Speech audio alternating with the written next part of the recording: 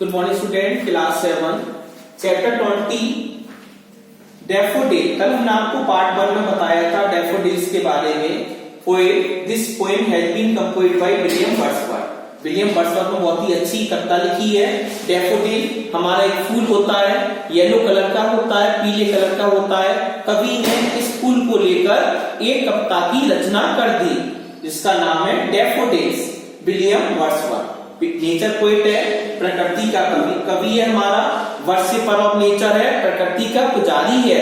इसने जितनी भी पोएम लिखी है अपनी लाइफ में सब प्रकृति से संबंधित लिखी है, चाहे डैफोडिल्स हो चाहे हमारा कोई भी प्रकृति का ऑब्जेक्ट हो। अब देखो पेज नंबर 125 सेकंड पार्ट पर आते हैं। 125 पर क्या कह रहा है पोएट, देखो। The waves beside them dance what they, the waves का मतलब होता है लहरें, beside पास में, them dance what they, जब लहरें मतलब जब हवाएं चल रही हैं तब डैफोडिल्स, जो डैफोडिल फूल है हमारे, जो डैफोडिल का झुंड है वो हवा की सहायता से इधर उधर हिल रहा है। यह देखकर लेखक बहुत प्रसन्न हो जाता है। जो हमारा पोएट है विलियम वर्ड्सवर्थ, बहुत ही उसके अंदर उल्लास की भावना आ जाती है। तो लेखक क्या लिखता है, the waves beside them dance what they outdid the sparkling leaves in the glee. Sparkling का मतलब होता है चमकती हुई, स्पार्कलिंग चमकती हुई, ग्ली का मतलब उल्लास पूर्वक। जब कवि देखता है when the poet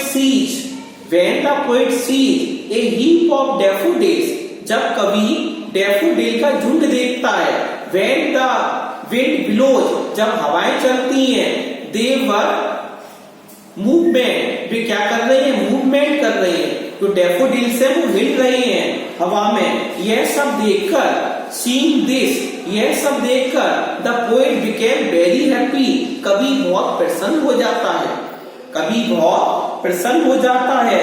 Out did the sparkling leaves in the glee, जब ये डैफोडिल हिलते हैं, जो हमारी पत्तियां होती हैं डैफोडिल की वो चमकने लगती हैं जब सूरज की रोशनी पड़ती है उन पर, जब हवाएं चलती हैं, डैफोडिल्स इधर से उधर हिल रहे हैं। ये तो कॉमन बात होती है, जब हवा चलती है कोई भी चीज हिलने लगती है। जहाँ पर डैफोडिल के झुंड है, बहुत बड़े बड़े झुंड है, हवाओं का झोंका आता है तो वो इधर उधर टू एंड फ्रो इधर उधर मूवमेंट करने लगते हैं। यह सारे दृश्य को देखकर, यह सारे प्रकृति के दृश्य को देखकर कवि का मन बहुत ही प्रसन्न हो जाता है। अब कवि क्या लिखता है, ए poet could not be but के, एक कवि कैसा है, यहाँ पर प्रसन्न है, प्रसन्न मूड में है। जब प्रकृति की इन चीजों को देख रहा है तो उसे बहुत ही खुशी हो रही है और बैठकर एक कविता की रचना कर रहा है। उस कविता हमारी डैफोडिल से संबंधित है। जो भी मूवमेंट होते गए कभी बैठ के देख रहा है डैफोडिल्स को, अपनी पोएम में लिखता जा रहा है। इस प्रकार उसकी कविता भी पूरी होती जा रही है। टॉपिक क्या है, डैफोडिल्स केवल एक फूल है जो येलो कलर का होता है, पीले कलर का हो रहा है। इन सच ए जॉकंड कंपनी, कवि को ऐसा लग रहा है कि मैं डैफोडिल की कंपनी में बैठा हुआ हूँ, मैं डैफोडिल के साथ बैठा हुआ हूँ और मुझे बहुत खुशी हो रही है कि मैं डैफोडिल फूलों के साथ बैठकर अपनी कविता की रचना कर रहा हूँ। आई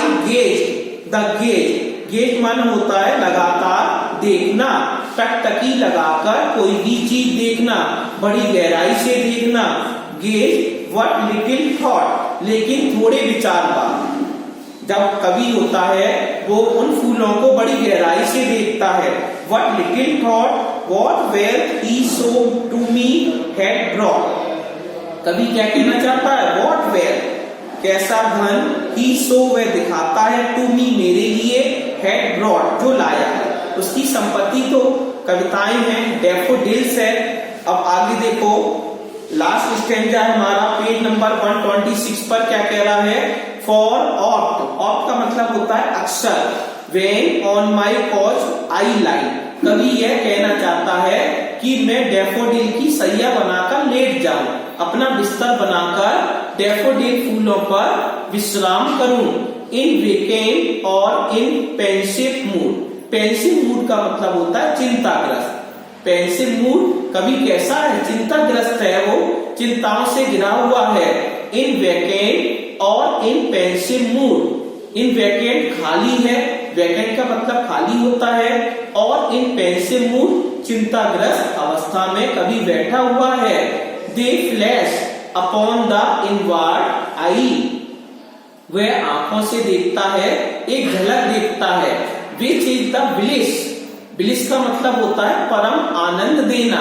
कवि को एक परम आनंद मिलता है ऑफ सॉलिट्यूड, एकांत क्षेत्र से, क्योंकि कवि एक एकांत क्षेत्र में बैठा हुआ है, डैफोडिल्स को निहार रहा है। एंड देन माई हार्ट, और मेरा हृदय विद प्लेजर फिल्स, और मेरा हृदय खुशी से भर जाए। कवि दुखी क्यों है? कवि का जो उसका फ्रेंड था जॉन, वो मर चुका था, उसी की याद में कवि बैठा हुआ है, कुछ विचार कर रहा, उसके माइंड में अलग अलग क्वेश्चन आ रही हैं, इसलिए कवि दुखी है। कवि दुखी क्यों है? इस स्टैंजा में, लास्ट स्टैंजा में, in the last stanza you can see that the poet is very sad. कवि बहुत दुखी है। अब दुखी क्यों है? जब कवि ने कविता लिखी है तो लास्ट स्टैंजा में अपने फ्रेंड जॉन, उसका एक मित्र था जॉन, वो मर चुका था।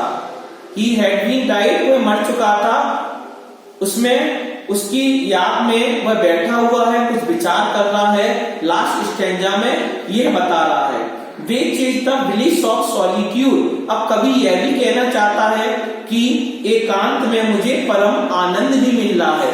ब्लिस का मतलब होता है परम आनंद मिलना। And then my heart with pleasure fills, और मेरा जो हृदय है विथ प्लेजर फिल्स मतलब आनंद से भर जाता है। And dances with the daffodils, जिस प्रकार से हवा चलती है, डैफोडिल्स हिलते हैं, उसी प्रकार से मैं भी डांस करने के मूड में हूँ, मैं भी नाचना चाहता हूँ इन डैफोडिल्स के साथ। इस प्रकार यह हमारी बहुत ही अच्छी poem composed by William Wordsworth के द्वारा फिनिश हो गई।